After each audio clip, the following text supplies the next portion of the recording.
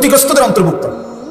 সারাদিন পরিশ্রম করে, সারা জিন্দেগি মেহনত করে, সারাটা সময় দৌড়ঝাঁপ করেও আল্লাহর দৃষ্টিতে, রসুলুল্লাহর দৃষ্টিতে, ইসলামের দৃষ্টিতে, কোরআনের দৃষ্টিতে, সুন্নার দৃষ্টিতে, আখিরাতের দৃষ্টিতে, পরকালের বিচারে কাদের মেহনত পরিশ্রম কর্ম নিষ্ফল, বেহুদা, খাসারা। আখসারিন, খাসারা মানে ক্ষতিগ্রস্ত।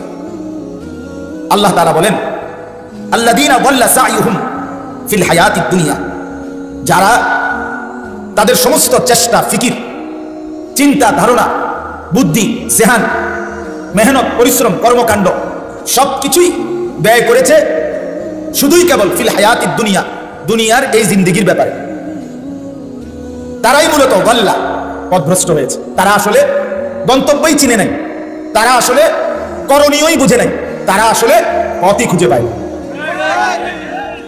আল্লাযীনা দাল্লা, যারা পথভ্রষ্ট হয়েছে বলেছে, সকাল থেকে সন্ধ্যা, রাত থেকে দিন, হায়াতের সেই বুঝ হওয়ার পর থেকে মৃত্যুর দিন পর্যন্ত জীবন কেবল দুনিয়াই সাজাইছে।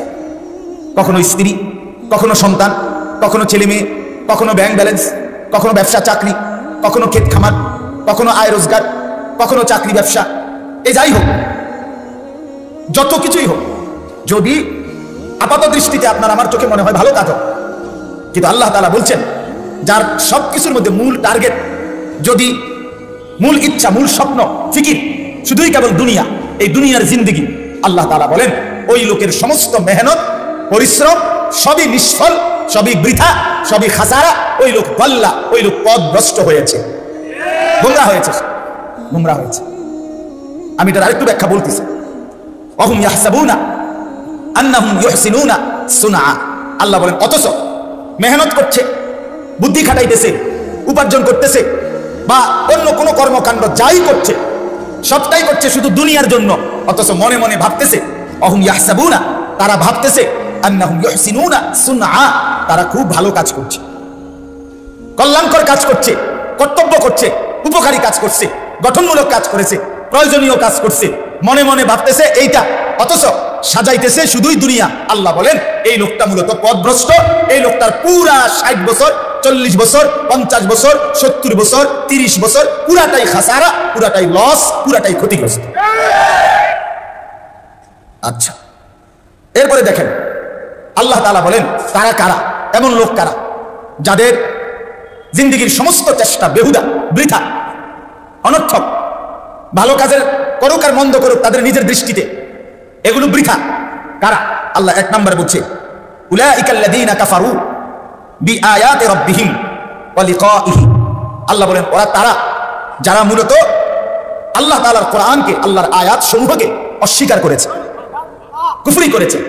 ওয়া লিকাইহি, এবং হাসরের ময়দানে আল্লাহর সাথে সাক্ষাৎ হবে, আল্লাহর মুখোমুখি হবে, আল্লাহর কাছে বিচারের ময়দানে দাঁড়াইতে হবে, নিজের আমলনামা হাতে নিতে হবে, মিজানের পাল্লায় ওজন হবে, ফুলসিরাত পার হইতে হবে, নিজের জিন্দেগি আল্লাহ পাককে বুঝাইয়া দিতে হবে।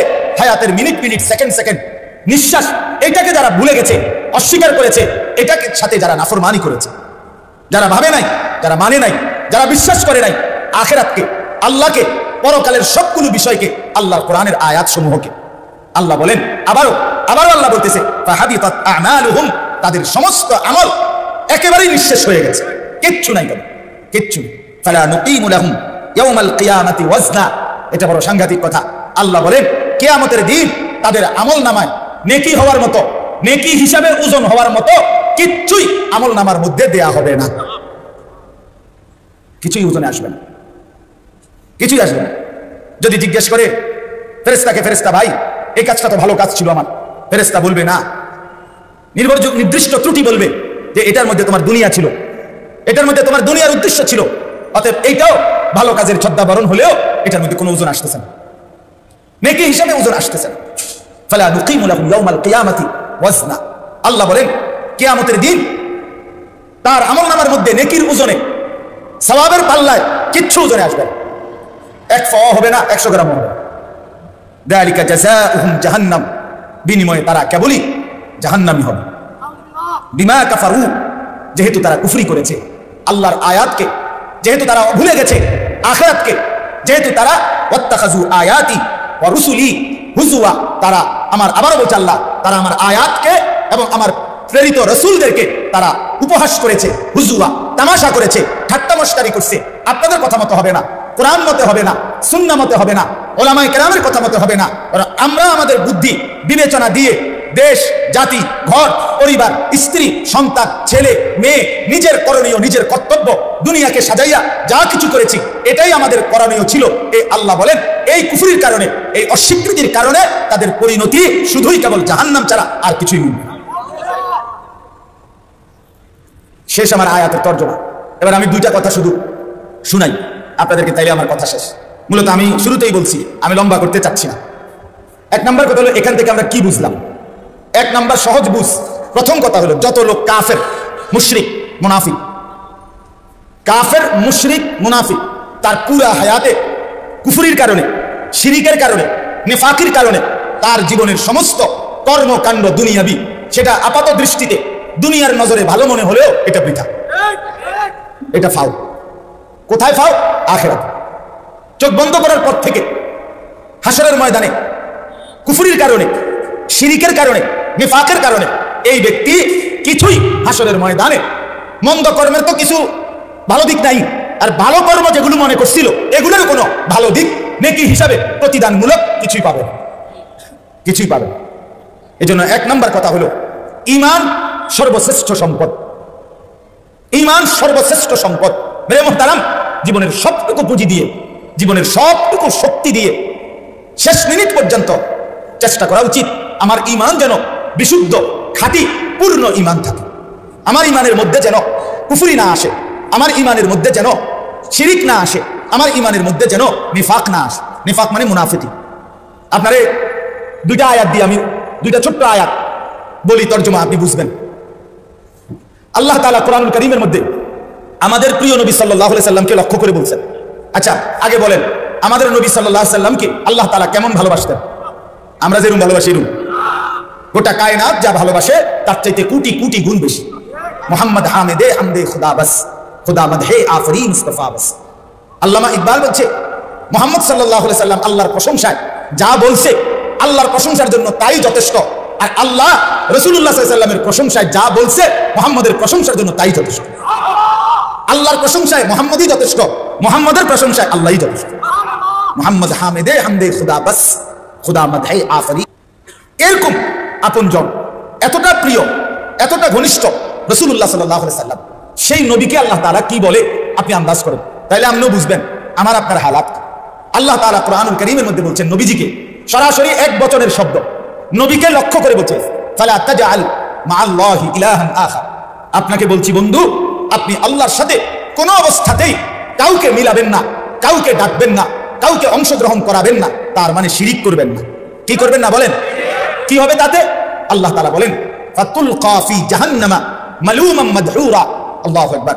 নবীকে আল্লাহ বলছে, বন্ধু, যদি আপনার কথাতে, আপনার আচরণের মধ্যে আমি আল্লাহ এক বিন্দু শিরিক দেখি, তাহলে আপনাকে বলতেছি বন্ধু, আপনাকেই লজ্জিত করে মাথা নিচের দিকে দিয়ে জাহান্নামের মধ্যে ছুঁড়ে মারা হবে। ফাতুলকা ফি জাহান্নাম। এবার আপনি বলেন, এবার আমাদের ভয় কেমন হওয়া উচিত বলেন? আচ্ছা, আরেকটা আয়াত দেখেন। আল্লাহ তাআলা বলেন প্রিয় নবী সাল্লাল্লাহু আলাইহি ওয়াসাল্লাম, লা ইন আশরাকতা লা ইয়াহবাতান্না আমাল। সাংঘাতিক কথা।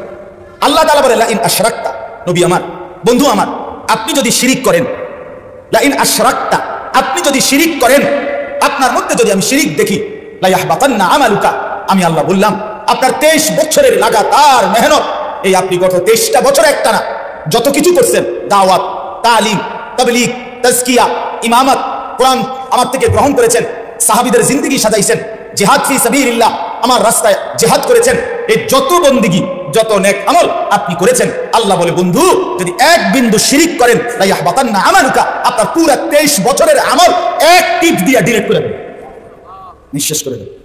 লা ইয়াহবাতান্না আমালু, আপনার পুরো 23 বছর ভেসে যাবে, বাদ বাদ। আর ওযু, নামাজ, গোসল, জিকির, তেলাওয়াত, তাসবিহ, রোজা, নামাজ, হজ, উমরা, দান, সাদাকা, গুনাহ থেকে বেঁচে থাকা, কোনো কিছুর কোনো নেকি আপনি পাবেন। এক শিরক, সব শেষ।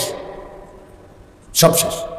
এই জন্য আল্লাহ তাআলা বলেন, এইখানে আপনারা শুনলেন, আল্লাহ তাআলা বলেন তারা আমার আয়াতকে অস্বীকার করেছে, তারা আমার সাক্ষাৎকে অস্বীকার করেছে, তারা আমার রাসূলদেরকে উপহাস করেছে, তারা আমার কথাকে ঠাট্টা মশকরার বস্তু বানিয়েছে।